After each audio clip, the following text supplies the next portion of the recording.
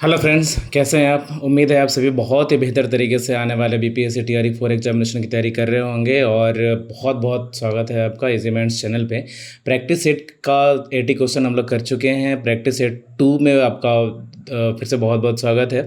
और हम लोग कोशिश करेंगे इसमें थोड़ा सा डेप्थ लेवल जाने की। प्रैक्टिस सेट 1 में हम लोगों ने बहुत बहुत बेसिक भी नहीं कह सकते, लेकिन सारे टॉपिक्स का लगभग मॉडरेट क्वेश्चंस को हम सभी ने सॉल्व किया था। ये थोड़ा सा हार्ड लेवल का होगा। प्रैक्टिस सेट 2 आप सभी लोगों के लिए थोड़ा सा लेवल डिफ़िकल्टीज हार्ड होने वाला है, तो आप इसको देख लेंगे। और कहने के लिए तो इसमें क्वेश्चंस 80 हैं, लेकिन with explanation it is going to be more than 200। So explanation मतलब क्वेश्चन के साथ साथ एक्सप्लेनेशन पे भी प्लीज़ बहुत ध्यान से गौर करिएगा और एक एक चीज़ कोशिश करिएगा रिवाइज करने का। तो चलिए शुरू करते हैं प्रैक्टिस सेट 2 क्वेश्चन नंबर 1 के साथ। तो question is which of the following memories is directly accessed bye CPU. कौन सा जो मेमोरी है इनमें से जो डायरेक्टली सीपीयू के द्वारा एक्सेस किया जाता है। तो आप सभी को पता है ये यहाँ पे कि जो सबसे पहले एक्सेस किया जाता है वो होता है रजिस्टर। रजिस्टर में अगर डेटा मिल गया तो वहाँ से वो प्रोसेस कर लिया जाता है सीपीयू के द्वारा। अगर वहाँ से भी डेटा नहीं मिला तो सेकेंड नंबर में एक्सेस किया जाता है कैशे को। अगर यहाँ से नहीं मिला तो फिर ये रैम को रेफ़र करता है सीपीयू। और रैम डेटा कहाँ से एक्सेस करता है? ये एक्सेस करता है secondary memory, that is HDD और SSD। ठीक है, ये सेकेंडरी मेमोरी टाइप है। इसको जो डेटा रिक्वायर्ड होता है वो HDD या SSD से रिट्रीव कर लेता है। तो इसके अकॉर्डिंग तो फिर आंसर क्या होगा? ऑप्शन आपके पास था RAM, cache, register, more than one of the above and none of the above. तो सबसे पहले रजिस्टर से ये ट्राई करेगा, सेकेंड कैशे और फिर थर्ड रैम। तो ऐसे कंडीशन में जो डायरेक्टली एक्सेस करने का है मेमोरी वो है ऑल ऑफ द अबव, तीनों, मतलब more than one of the above will be the correct answer. Next, क्योंकि CPU can directly access register, cache and RAM through memory controller, so more than one option is correct. Next, go to the next question. Which of the following are examples of system software. Friends, आज हम थोड़ा सा speed रहेंगे, speed थोड़ा सा ज़्यादा रहेगा आज, क्योंकि क्वेश्चंस हमें कवर करने हैं मोर देन, मतलब क्वेश्चन तो वैसे 80 कवर करने हैं, लेकिन विद एक्सप्लेनेशन तो थोड़ा टाइम ज़्यादा हो जाएगा। तो हम इसलिए कोशिश करेंगे कि कम समय में हम आपको ज़्यादा क्वेश्चन करा सके डिटेल्ड एक्सप्लेनेशन के साथ। तो पार्डन मी फॉर दैट। जो लोग चाहते हैं कि 10 से 15 मिनट स्टडी करके हम कम्प्लीटली बहुत सारे क्वेश्चंस कवर कर ले, तो 10-15 मिनट में बस 15-20 क्वेश्चन ही कवर करा पाएंगे। अगर आपको सही में कम्पीट करना है और क्वालिफाई करना है एग्ज़ाम, तो आपको टाइम तो देना पड़ेगा। तो प्लीज़ यहाँ पे अगर आपको कहीं भी समझ में नहीं आता है, कोई प्रॉब्लम होती है, तो आप कमेंट सेक्शन में पूछ सकते हैं और हम यहाँ पे डिटेल एक्सप्लेनेशन में कोशिश करेंगे डिटेल एक्सप्लेन करने की। और कोशिश ये भी करेंगे कि जल्दी मैक्सिमम क्वेश्चन कवर हों। ठीक है, तो which of the following are examples of system software. System software का एग्जाम्पल कौन कौन है? तो operating system itself is a system software, compiler है, ये भी सिस्टम सॉफ्टवेयर है, और डिवाइस ड्राइवर। सिस्टम सॉफ्टवेयर्स, जैसा कि हम पहले के लेक्चर्स में ऑलरेडी बता चुके हैं कि सिस्टम सॉफ्टवेयर्स वो सॉफ्टवेयर्स होते हैं जो कि यूज़र और डिवाइस को, यूज़र और जो आप ये कंप्यूटर यूज़ कर रहे हैं, यूज़र और जो आप कंप्यूटर यूज़ कर रहे हैं, नोड या सिस्टम, कुछ भी कर सकते हैं, कुछ भी बोल सकते हैं, या कोई डिवाइस यूज़ कर रहे हैं इसके साथ तो ऐसा सॉफ्टवेयर जो यूज़र और सिस्टम को आपके कम्युनिकेट करने के लिए प्लेटफॉर्म प्रोवाइड कराता है, वो सिस्टम सॉफ्टवेयर कहा जाता है। और वैसा सॉफ्टवेयर जो स्पेशली किसी विशेष काम को करने के लिए कंप्यूटर में इंस्टॉल किया जाता है, उसको बोलते हैं एप्लीकेशन सॉफ्टवेयर। तो सिस्टम सॉफ्टवेयर और एप्लीकेशन सॉफ्टवेयर एग्जांपल के लिए हम आपको बता दें, MS ऑफिस, जो स्पेशली इसमें कई अलग अलग एप्लीकेशंस होते हैं MS ऑफिस में, MS word, MS excel, MS power point. तो प्रेजेंटेशन के लिए पावर पॉइंट यूज़ किया जाता है, डॉक्यूमेंट्स वगैरह क्रिएट करने के लिए MS ऑफिस वर्ड यूज़ किया जाता है, और टेबल फॉर्मेट या रिपोर्ट्स बनाने के लिए एक्सेल यूज़ किया जाता है। तो ये जो सारे सॉफ्टवेयर है ये एप्लीकेशन सॉफ्टवेयर होंगे, लेकिन यहाँ ऑपरेटिंग सिस्टम जो यूज़र को कम्युनिकेट कराता है कंप्यूटर से, compiler is the same thing and device driver. अगर आप प्रिंटर यूज़ कर रहे हैं तो जब तक आप प्रिंटर का ड्राइवर यूज़ नहीं करेंगे तब तक सिस्टम पहचानेगा ही नहीं कि वो आपने जो डिवाइस कनेक्ट किया है वो क्या है। तो वो ड्राइवर ज़रूरी होता है, किसी भी डिवाइस का ड्राइवर उस डिवाइस को पहचानने में हेल्प करने के लिए ऑपरेटिंग सिस्टम द्वारा। और इसीलिए इस डिवाइस ड्राइवर, चूँकि ये कम्युनिकेशन का काम कर रहा है डिवाइस और यूज़र के बीच में, इसलिए ये भी एक होगा सिस्टम सॉफ्टवेयर। तो in this case also more than one of the above will be the correct answer. Let's see, system software includes operating system, compiler and device drivers, hence more than one of the above will be the correct answer. Next, which of the following scheduling algorithm can cause starvation? Starvation सबसे पहले तो हम समझेंगे हम लोग starvation क्या होता है। ऑप्शन देख लेते हैं, priority scheduling, shortest job first, round robin, या more than one of the above, या फिर नन ऑफ द above। तो सबसे पहले हम लोग ये समझेंगे कि स्टारवेशन होता क्या है।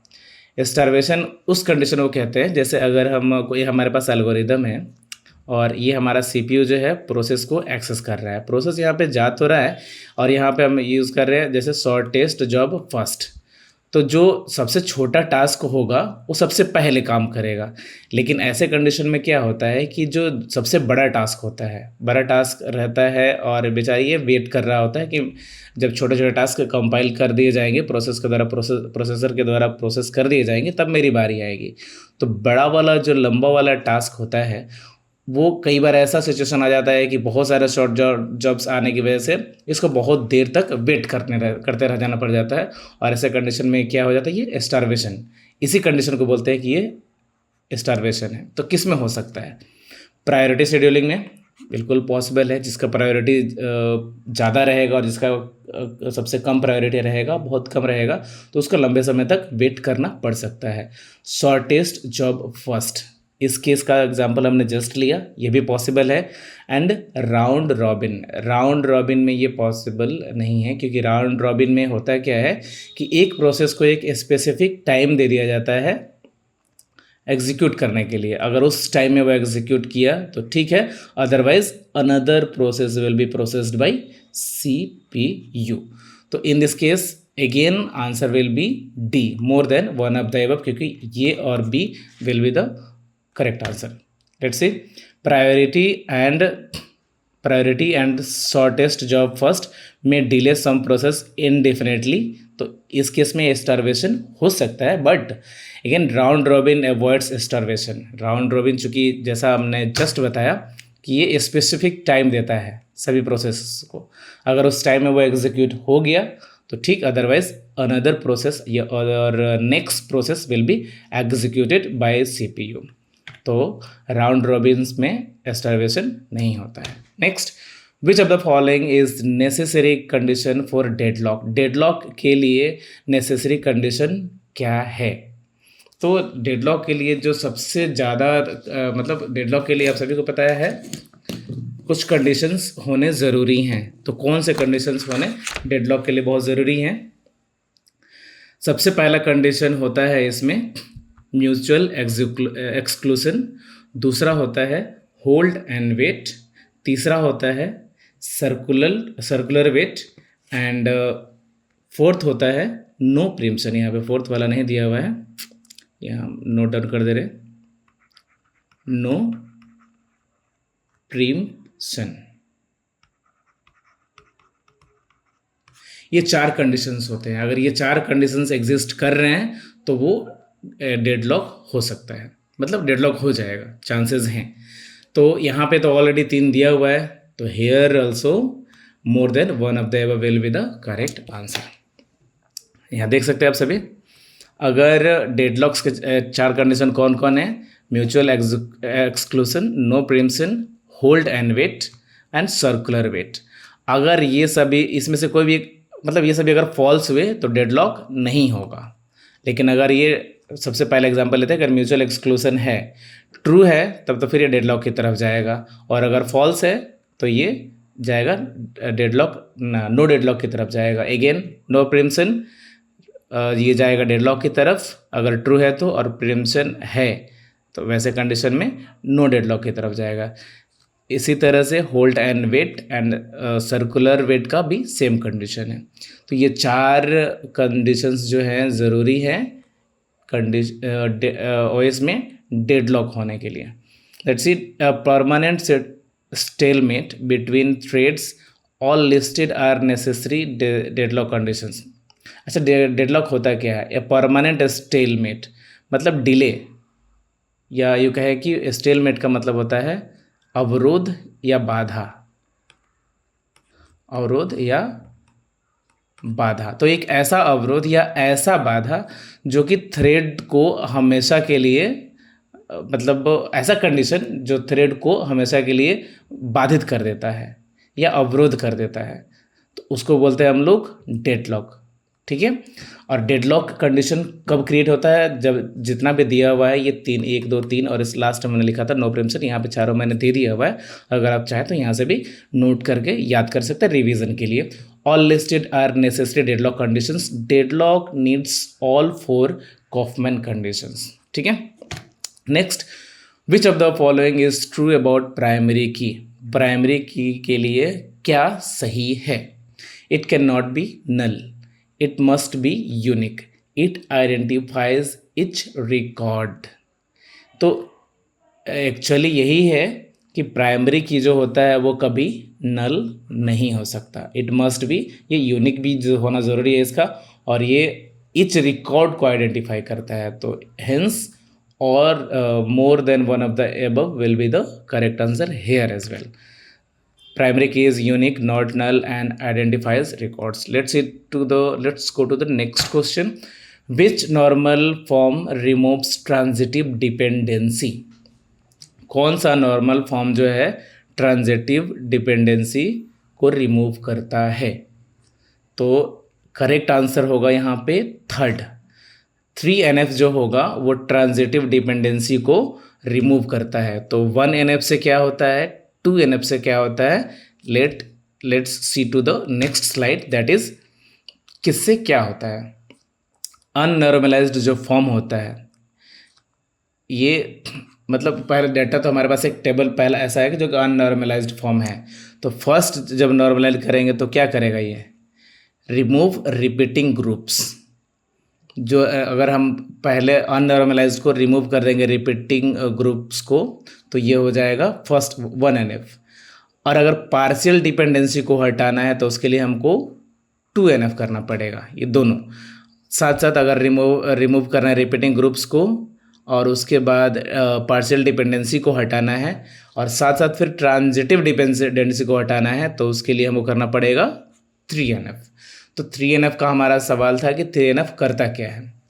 जनरली 2NF और 3NF ही पूछा जाता है, तो 1NF के बारे में ज़्यादा क्वेश्चंस नहीं आते, इसलिए याद रखेंगे कि 2NF में क्या रिमूव होता है? पार्शियल डिपेंडेंसी, और 3NF में रिमूव होता है transitive dependency. Next go to the next question, let's go to the next question, sorry. Which of the following are characteristics of star topology? कौन सा इसमें स्टार टोपोलॉजी का कैरेक्टरिस्टिक्स है? एक है option central hub, second easy fault detection, third high cable length. Star topology जो होता है वो कुछ इस तरह का होता है। ये स्टार हो गया, तो इस स्टार टोपोलॉजी, ये नोड्स हो गए हमारे, ये नोड्स, और एक सेंटर में कनेक्शन रहता है। तो इसका तो कैरेक्टरिस्टिक ये हो सकता है कि सेंट्रल हब होना चाहिए, बिल्कुल सेंट्रल हब होना चाहिए। इजी फॉल्ट डिटेक्शन पॉसिबल है, फॉल्ट डिटेक्शन इजीली किया जा सकता है। अगर ये पी से डिस्कनेक्ट हो गया तो इन केबल्स में प्रॉब्लम होगा, ये चेक किया जा सकता है। तो अगर हमारे पास 2 ही ऑप्शन करेक्ट हो जाए तो इस केस में भी हम लोग हम डायरेक्ट आंसर पे आ चुके हैं। तो हमारे पास ये था, डी आंसर ऑलरेडी दिया हुआ है। Star topology uses hub, easy to troubleshoot and needs more cable का ज़रूरत पड़ता है। तो ये तीनों कैरेक्टरिस्टिक्स जो है वो स्टार टोपोलॉजी में पाया जाता है। Next question, which of the following gates are universal gates? Already हम बता चुके हैं कि नैंड और नॉर दो गेट्स को यूनिवर्सल गेट्स कहा जाता है, क्योंकि इन दोनों से कोई भी गेट्स तैयार किया जा सकता है। एक ही नियम है कि इन दोनों गेटों को यूज़ करके कोई भी गेट बनाया जा सकता है, इसीलिए इसको यूनिवर्सल गेट कहा जाता है। तो विच ऑफ द फॉलोइंग, अब दोनों में से कौन है ऑप्शन में, that is NAND. Option A will be the correct answer. Next question है, which of the following data structures are non linear. Tree का ऑप्शन है ट्री। क्या ट्री लीनियर है? नो। ग्राफ, ग्राफ ऐसा होता है। क्या ग्राफ लीनियर है? नो। स्टैक, स्टैक ऐसा होता है। क्या ये लीनियर है? बिल्कुल लीनियर है। तो stack will be the correct answer. Next, tree and graph are non linear, stack is linear. Next question है, which of the following protocols are used for email. Email के लिए कौन सा प्रोटोकॉल यूज किया जाता है? पहला है SMTP, दूसरा है POP3, तीसरा है IMAP। देखिए, SMTP यूज़ किया जाता है मेल को सेंड करने के लिए। Post office protocol version 3 use किया जाता है मेल को रिसीव करने के लिए।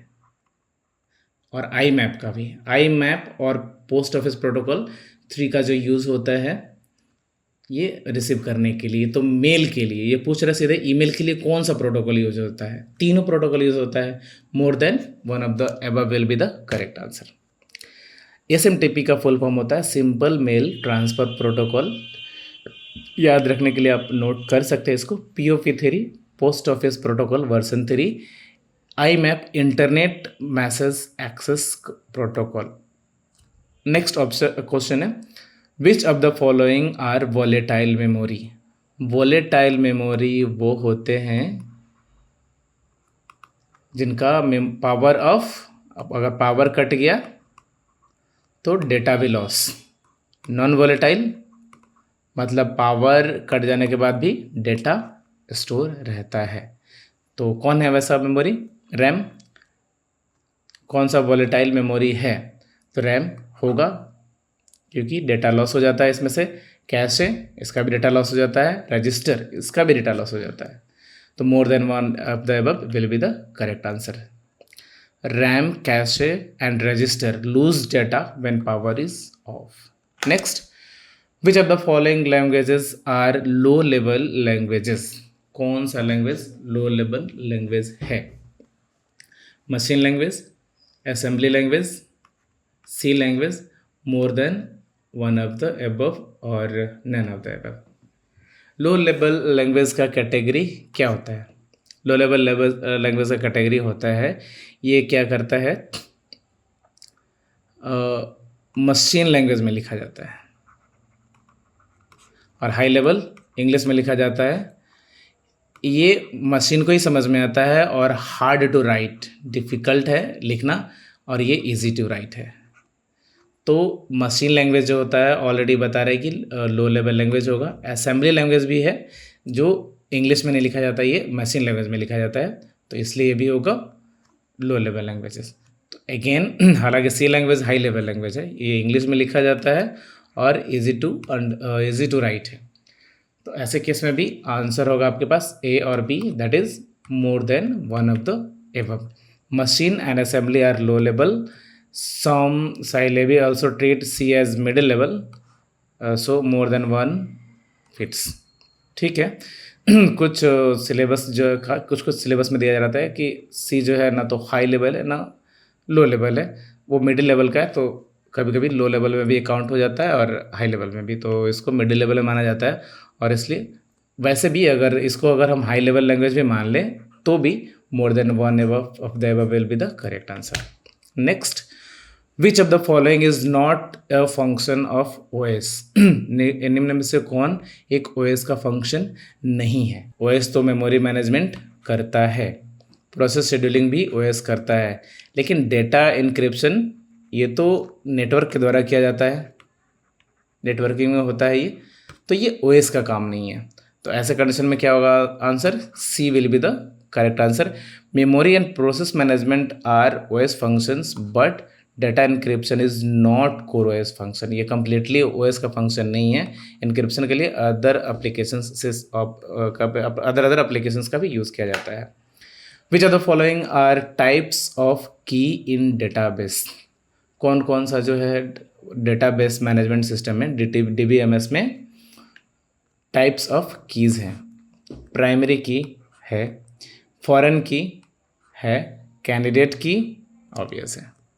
आंसर क्या होगा, डी, बिल्कुल। कौन कौन से की हैं यहाँ लिस्टेड है, नोट डाउन कर सकते हैं आप यहाँ याद करने के लिए, और अगर आपने या पहले से पढ़ा हुआ है तो आप इसको रिवाइज करने के लिए भी नोट डाउन कर सकते हैं, ठीक है। Which OSI layer is responsible for flow control and error control? Data link layer, transport layer and network layer. अच्छा, नेक्स्ट क्वेश्चन पे आने से पहले आपको बता दें कि हमारा एक अपना ऐप भी है इजी माइंड्स, जहाँ पे ये सारे लेक्चर्स और इन सभी लेक्चर्स के PDF आसानी से अवेलेबल है, फ्री में अवेलेबल है।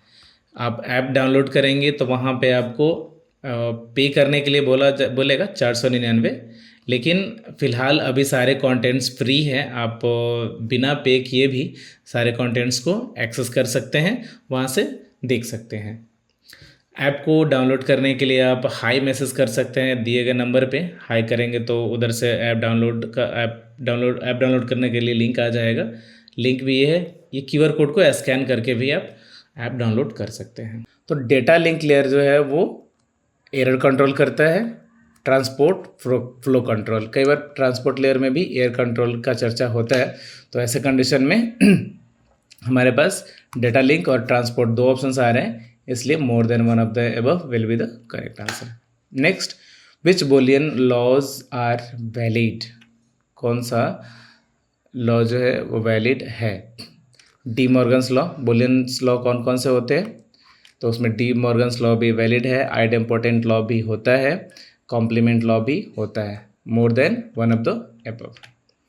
विच sorting algorithm have average time complexity O and log n।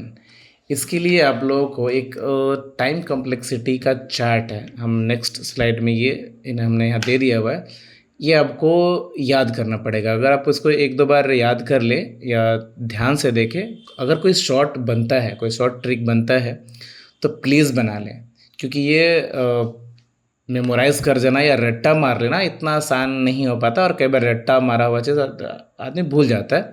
इसलिए बेहतर होगा कि इसको एक बार कोई अगर ट्रिक बना सकते हैं तो बना लें, इससे कई बार क्वेश्चंस पूछ दिए जाते हैं, और अगर आपको ये किसी शॉर्ट ट्रिक से याद हो जाता है तो आपके लिए वो कंफर्म हो जाएगा मार्क्स। अदरवाइज़ कई बार इसमें लोग मैक्सिमम चांसेस होता है कि ज़्यादातर स्टूडेंट्स गलत करके आते हैं, और वही एक जो ज़्यादातर स्टूडेंट्स गलत करते हैं अगर आप सही कर लेते हैं तो आपके लिए सिलेक्शन का चांस बढ़ जाता है। तो इसको चैट को किसी भी तरह से शॉर्टकट बना करके याद कर लीजिएगा, एकदम श्योर करके। और तो यहाँ पे हम देख सकते हैं कि टाइम कॉम्प्लेक्सिटी जिसका O(n) log n किसका किसका है, टाइम कॉम्प्लेक्सिटी का ही ये पूरा चैट है। तो O(n) log n और O(n) log n मर्ज, क्विक और हिप, मर्ज, क्विक और हिप, ये तीनों का है, तो इसलिए डी आंसर सही होगा। विच of the following devices work at network layer. Router network layer पे काम करता है, लेयर 3 स्विच ये दोनों लेयर पे काम करता है। ये आपको layer 3 second layer that is data link layer पे भी, और थर्ड लेयर पे भी दैट इज़ नेटवर्क लेयर पे भी काम करता है। हब जो है फिजिकल लेयर पे काम करता है, तो डी ऐसे केस में आंसर होगा। Layer 3 switch operates at both data link पे भी, डेटा लिंक लेयर पे भी और नेटवर्क लेयर पे भी, और इसलिए while it performs fast switching like layer 2 switch, it primarily uses IP address to route traffic between different VLANs or subnet without needing a separate router, bridging the gap between routing and switching.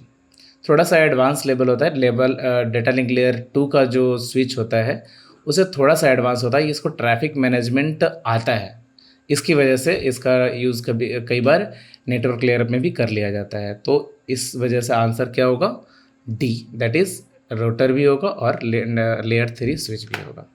Next question, which of the following are examples of malware? Malicious software का कौन सा example है? Virus होता है malware, worm भी है, Trojan भी है, more than one of the above. Next question, which addressing modes access memory directly? कौन सा एड्रेसिंग मोड है जो मेमोरी को डायरेक्टली एक्सेस करता है? Direct addressing mode, indirect addressing mode और रजिस्टर एड्रेसिंग मोड। यह क्वेश्चन थोड़ा सा कंफ्यूजिंग है, इंटरप्रेट करना क्वेश्चन को बहुत ज़रूरी है। ये क्वेश्चन पूछ रहा है, कई बार हम लोग समझ लेते हैं कि कौन सा, क्वेश्चन को ऐसा समझ लेते हैं कि कौन सा एड्रेसिंग मोड है जो कि मेमोरी को डायरेक्टली एक्सेस करता है, जबकि क्वेश्चन सिर्फ इसका इतना ये है कि कौन सा एड्रेसिंग मोड है जो कि मेमोरी को ही एक्सेस करता है और किसी अन्य चीज़ को एक्सेस नहीं करता, मतलब किसी और रेफरेंस की उसको ज़रूरत नहीं होती। तो डायरेक्ट, इनडायरेक्ट और रजिस्टर तीनों जो है एड्रेसिंग मोड मेमोरी को ही एक्सेस करता है। अब ये डायरेक्ट जो है वो सीधे मेमोरी के पास चला जाता है, उसको जो ये डायरेक्ट डेटा में ही इसको मेमोरी का एड्रेस मिल जाता है, इसलिए वो मेमोरी के पास चला जाता है, वो सीधे मेमोरी को एक्सेस कर लेता है। इनडायरेक्ट, इसमें जो डेटा रहता है उसमें मेमोरी का लोकेशन, जिस लोकेशन पे जाता है उस लोकेशन पे सेट रहता है कि किस लोकेशन में आपको मिलेगा डेटा, तो ये इनडायरेक्ट एड्रेसिंग हो जाता है। और रजिस्टर एड्रेसिंग, वो डायरेक्ट रजिस्टर में ही रहता है एड्रेस उसका। तो ऐसे कंडीशन में ये तीनों जो है मेमोरी को ही एक्सेस करता है, इसलिए more than one of the above correct answer होगा। Direct and indirect uses memory, register uses CPU register, इसलिए more than one of the above.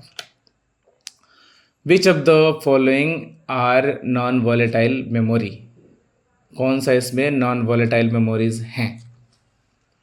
Again same concept, ROM non volatile होगा, flash memory, hard disk non volatile होगा, तो D correct answer.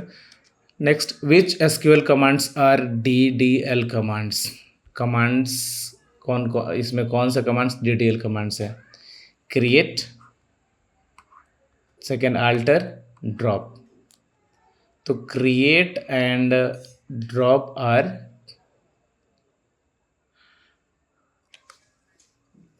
Create, alter and drop.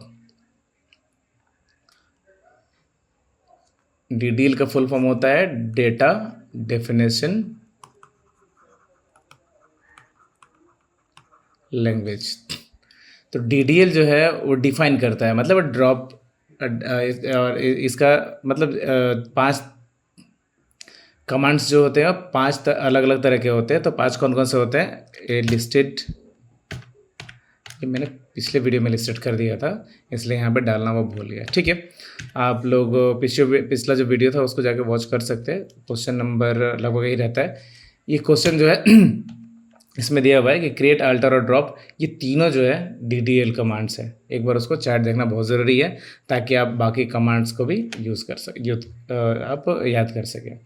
All are data definition language commands. Next, which of the following joins return only matching row? कौन कौन है जो return करता है सिर्फ मैचिंग रो को? तो ये जो इनर ज्वाइन होता है टेबल का, वो दोनों टेबल का जो मैचिंग रो होता है उसको रिटर्न करता है। तो ऐसे कंडीशन में ऊपर उत्तर हो जाएगा इनर ज्वाइन। ज्वाइंस कौन कौन से होते हैं? ये टेबल दिया हुआ है, ज्वाइन टाइप देख ले सकते हैं। Inner join returns matching rows from both tables. Left outer join all rows from left plus matching row from right. जितने लेफ्ट साइड में रोज होंगे और उसके बाद जो मैचिंग होगा राइट से वो सारे.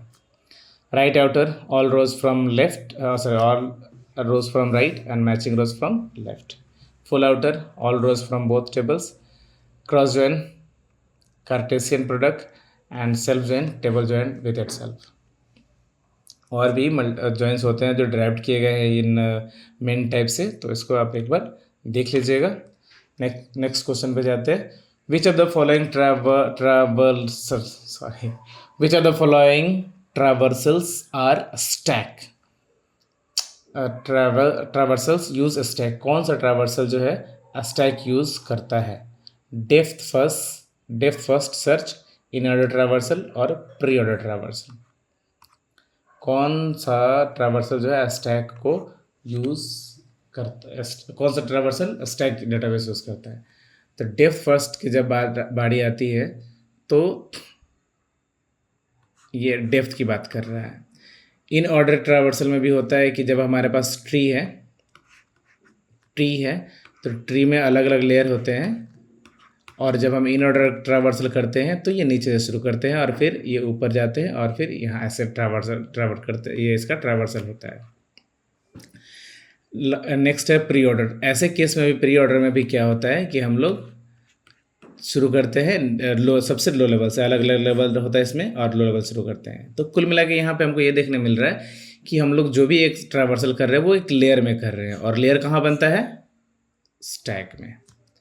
इसलिए ये जो है इन ऑर्डर, प्री ऑर्डर और डीएफएस तीनों क्या होगा? स्टैक ही यूज़ करेगा. एक्सप्लेनेशन देख सकते हैं आप. Answer D, more than one of the above होगा. DFS in order and pre order can be implemented using a stack. ठीक है, यहाँ पे पूरा लिस्ट दिया हुआ है जहाँ पे आप चेक कर सकते हैं, देख सकते हैं कि कौन सा ट्रावर्सल कौन सा किस में यूज़ किया जाता है और वो कौन सा डेटा स्ट्रक्चर यूज़ करते हैं. Next, which of the following topologies do not require a central device. किसमें सेंट्रल डिवाइस का ज़रूरत नहीं पड़ता? बस क्या इसमें सेंट्रल का डिवाइस का ज़रूरत पड़ता है? Ring, star.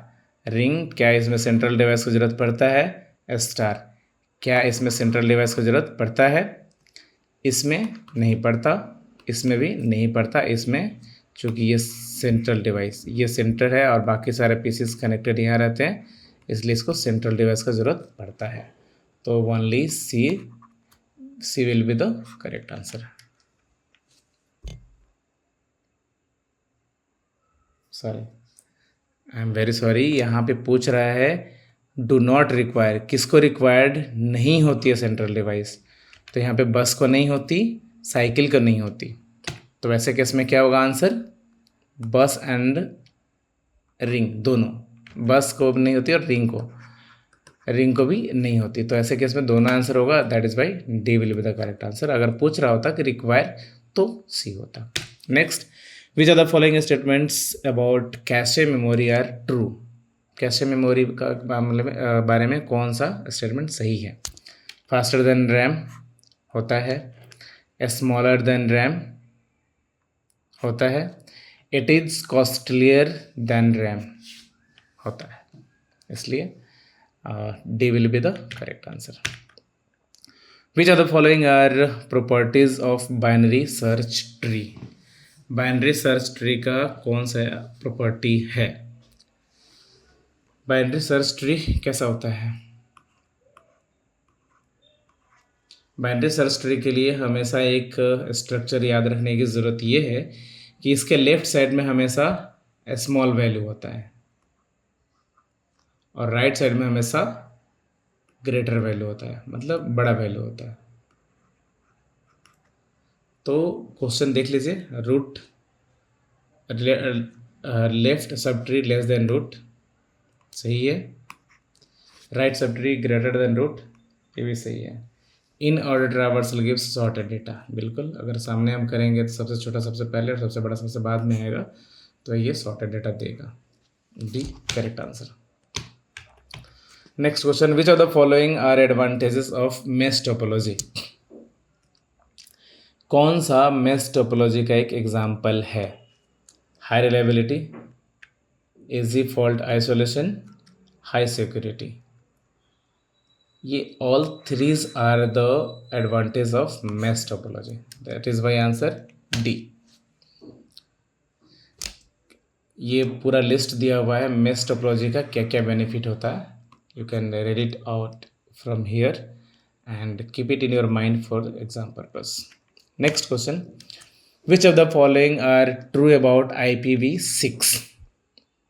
Which of the following are true about IPv6? IPv6 के बारे में, IP वर्जन 6 के बारे में कौन सा स्टेटमेंट सही है? Uses 128 bit addressing mode. Provides larger address space. Supports auto configuration. More than one of the above, none of the above. Please answer in the comment. Exactly. सही है आप. एड्रेसिंग मोड यूज़ करता है 128 bit का और large address space already रहता है क्योंकि बिट ज़्यादा है इसमें एड्रेसिंग के लिए और ऑटो कॉन्फ़िगरेशन भी ये सपोर्ट करता है. That is why all explanation are the correct answer. Which of the following are example of secondary storage? Primary storage जिसमें डेटा जिससे डाटा डायरेक्ट एक्सेस किया जाता है सीपीयू के द्वारा. तो क्या पेन ड्राइव से या हार्ड डिस्क से या एसएसडी से डायरेक्ट एक्सेस किया जाता है? नहीं. डायरेक्ट एक्सेस किससे किया जाता है? रैम से. रैम डेटा कहाँ से ला के देता है? सेकेंडरी मेमोरी से. और वो क्या होता है? एसएसडी, एचडीडी या फिर पेन ड्राइव हो सकता है. तो ऐसे केस में क्या एग्जाम्पल होगा सेकेंडरी स्टोरेज का? सेकेंडरी स्टोरेज ऑलरेडी ये है एसएसडी, मतलब जहाँ से रैम एक्सेस करता है डेटा उसको बोलते हैं सेकेंडरी स्टोरेज, और जहाँ से सीपीयू डायरेक्ट एक्सेस करता है डेटा उसको बोलते हैं प्राइमरी स्टोरेज. तो प्राइमरी स्टोरेज में क्या क्या हो सकता है? रैम और कैशे. सेकेंडरी स्टोरेज में all the devices who stores the data permanently secondary storage होंगे, that is SSD, HDD और PD pen drive. Answer D. All listed are secondary storage devices. Questions इसमें 80 हैं. नेक्स्ट क्वेश्चंस हम next video में लेकर के आएंगे और वो भी जल्दी अपलोड होगा. अगर आप इस वीडियो के अपलोड होने के तुरंत बाद देख रहे हैं तो आपको अभी तुरंत नहीं मिलेगा, लेकिन अगर आप वीडियो का अपलोड होने के 2-3 दिन बाद देखेंगे तो सारे क्वेश्चंस आपको नेक्स्ट वीडियोस भी अवेलेबल आपको मिल जाएंगे. तो आज के लिए बस इतना ही, 30 क्वेश्चन ही. नेक्स्ट वीडियोस के लिए please wait for next day. And thanks for watching till here. Keep preparing for your examination. All the best. Thank you.